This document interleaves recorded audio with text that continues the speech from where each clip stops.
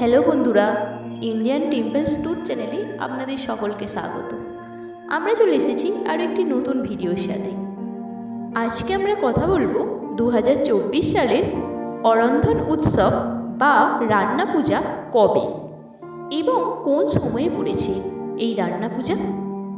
রান্না পূজায় কী পূজা হয়, কি করা হয় এই উৎসবে, জানতে হলে আমাদের ভিডিওটি সম্পূর্ণ দেখতে থাকুন।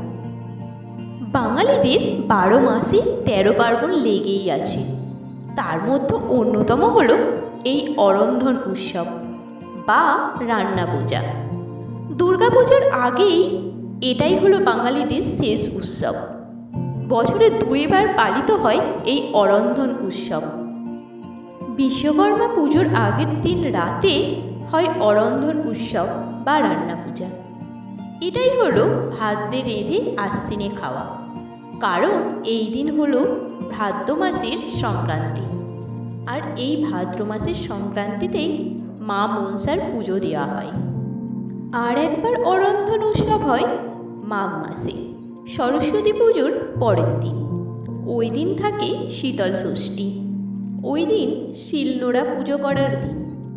ভাদ্র মাসের সংক্রান্তিতে মনসা পূজার দিন যে অরন্ধন উৎসব পালিত হয় তাকে অনেকেই বলে উনুন পুজোর উৎসব বা গৃহদেবতার পুজোর উৎসব। এই দিন বাড়িতে উনুন জ্বালাবার নিয়ম নেই, তাই আগের দিন রান্না করে সেই বাসি খাবার খাওয়ার রীতি আছে অরন্ধন উৎসবে। এই দিন রান্নাঘরের একাংশ ভালো করে পরিষ্কার করে ফণী মনসার ডাল অথবা শালুক গাছের ডাল দিয়ে মনসার ঘট প্রতিষ্ঠা করা হয় এবং যত্ন সহকারে পুজোও করা হয়। এই দিন বিভিন্ন রান্না মাকে ভোগের জন্য দেওয়া হয়, যদিও এই রান্নাগুলো আগের দিন রাত্রে করা হয়ে থাকে।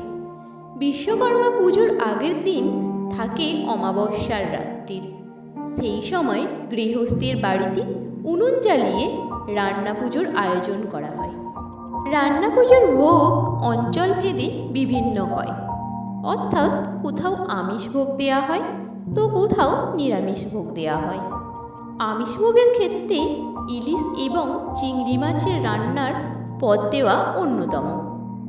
নিরামিষ ভোগের ক্ষেত্রে রকমারি ভাজা, ছোলা নারকেল দিয়ে কচু শাক সহ একাধিক শাক, পান্তা ভাত এবং খেসারির ডাল, চালতা এবং গুড় দিয়ে চাটনি, বড়া, মালপোয়া ইত্যাদি দেওয়া হয়। মূলত ভাদ্র মাসের সংক্রান্তিতে করা অরন্ধন উৎসব হয় পিতৃপক্ষে। তারপর বাঙালি অপেক্ষা করে থাকে দেবীপক্ষের জন্য। দেবীপক্ষ এলেই বাঙালিদের উৎসবের ঘনঘটা আবার শুরু হয়। বাঙালি আবার উৎসব মুখর হয়ে ওঠে। তাই বলা হয় ভাদ্র মাসের সংক্রান্তিতে পৃথিবীতে অরন্ধন উৎসব হল দুর্গাপুজোর আগে বাঙালিদের করা শেষ উৎসব। এই উৎসবটি মূলত মহিলাদের হাত ধরেই শুরু হয়েছিল। এই উৎসবটিকে কোথাও বলে ইচ্ছা রান্না, কোথাও বা ধরাটে রান্না বা 28 রান্না, আবার কোথাও বলে বুড়ো রান্না। ভাদ্র সংক্রান্তি বা বিশ্বকর্মা পুজোর আগের দিন পরিবারের কল্যাণার্থে গৃহিণীরা শিবের মানসপূর্তি দেবী মনসার উদ্দেশ্যে নানাবিধ পদ রান্না করে নিবেদন করেন। রান্না পুজোর দিন সাধারণত উনুনের পুজো হয়। সারা বছর আমরা যে উনুনে রান্না করি তার উপাসনা করা হয় এই পুজোয়। অন্যদিকে উনুনের গর্ত হল মা মনসার প্রতীক, তাই দেবী মনসার উদ্দেশ্যে পুজো বোঝাতে এই উনুন পুজো করা হয়। কিন্তু এর কারণ কি? দেবী মনসা বাংলার লৌকিক দেবদেবীর মধ্যে অন্যতম। ভরা বর্ষা কাটিয়ে যখন সূর্যের আলো ঝলমলে রোদ ভূমি স্পর্শ করে, শীতকালের শীত ঘুমে যাওয়ার আগে গ্রামাঞ্চলে সাপের আনাগোনা শুরু হয়।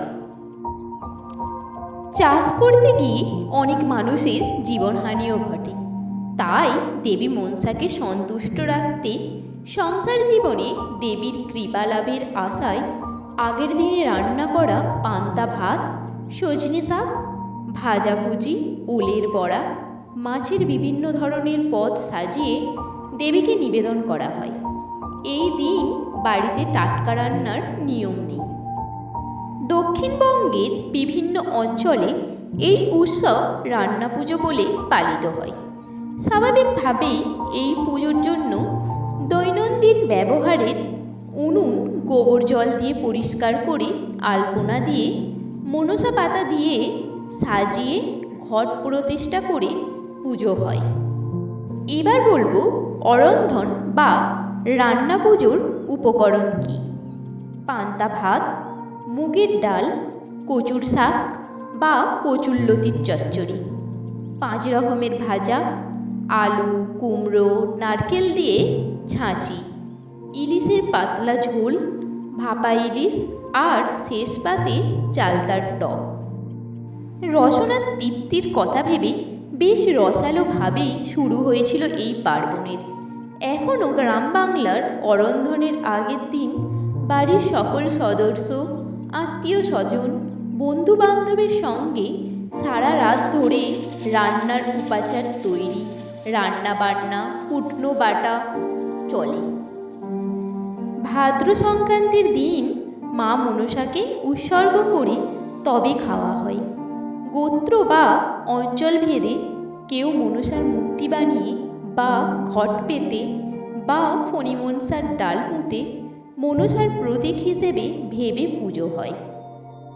আগে তিথি অনুযায়ী সংক্রান্তির দিন ভাদ্র শেষ হলে আশ্বিন পড়লে তবে সে খাবার মুখে তুলতেন গৃহস্থ।